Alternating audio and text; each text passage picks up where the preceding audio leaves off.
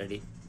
So hi guys, இப்போ நம்ம என்ன பார்க்க போறோம்னு பார்த்தீங்கன்னா அப்பாஸ் யூடியூப் சேனல்ல மட்டன் கிரேவி தான் பார்க்க போறோம். எப்படி செய்யறதுன்னு யாரெல்லாம் இப்போ சாப்பிடணும் தோணுதோ அவங்களாம் மறக்காம இந்த வீடியோ பாருங்க. இப்போதான் புதுசாக யூடியூப் சேனல் பார்த்துருக்கீங்க. நான் என் பேர் அல்தாஃப். வீடியோ பக்கம் லைக் பண்ணுங்க, ஷேர் பண்ணுங்க, சப்ஸ்கிரைப் பண்ணுங்க. போகலாம். மட்டன் கிரேவிக்கு தேவையான பொருட்களை நம்ம இப்ப பார்க்க போறோம். வாங்க வீடியோக்கு. ரெடி.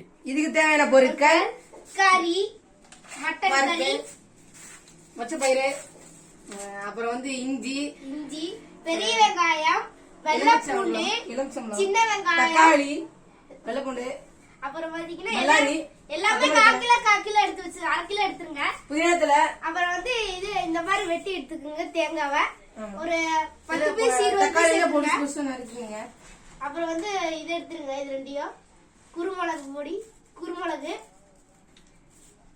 அப்புறம் ஜீரகம், அப்புறம் இது சோம்பு எடுத்துக்கோங்க.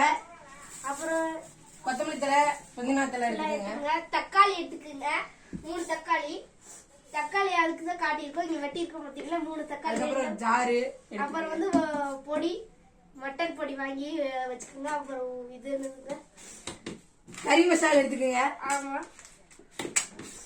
இதெல்லாம் எடுத்துக்கோங்க.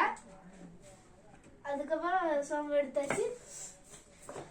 அவ்வளவுதான் கைஸ், இதெல்லாம் எடுத்த போதும். இந்த பொருள் இப்போ நம்ம மட்டன் கிரேவிக்கு தேவையான பேஸ்ட் எப்படி ரெடி பண்றதுன்னு பார்க்க போறோம். மட்டன் கிரேவிக்கு தேவையான பொருட்கள் தேங்காய், அப்புறம் இஞ்சி, வெள்ளைப்பூண்டு, பட்டை கிராம்பு, ஏலக்காய், சீரகம், மிளகு, சோம்பு. இப்போ நம்ம இதெல்லாம் ஜாரில் போட்டு பேஸ்ட் பண்ண போறோம்.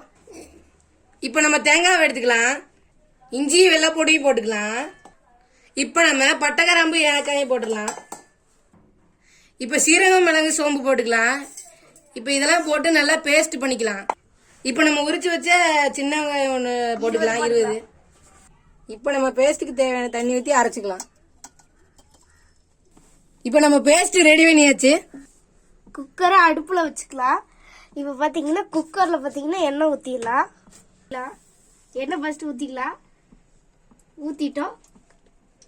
ஊத்திக்கலாம். பட்டை கிராம், ஏலக்காய், சோம்பு போட்டு வதக்கலாம். இப்போ நம்ம வதக்கலாம் நல்லா. ஒரு 10 நிமிஷம் வதக்கலாம். வெட்டி வச்ச பல்லாரியை போட்டுக்கலாம். நல்லா. இப்ப பல்லாரியை போட்டு நல்லா வதக்கலாம். இப்ப கருவேப்பிலை போட்டுக்கலாம். இப்ப புதினா மல்லி போட்டுக்கலாம். இப்ப ஸ்லோ ஃப்ளேம்ல வச்சு நல்லா வதக்கலாம். இப்ப கொஞ்சம் நறுக்கி வச்ச தக்காளி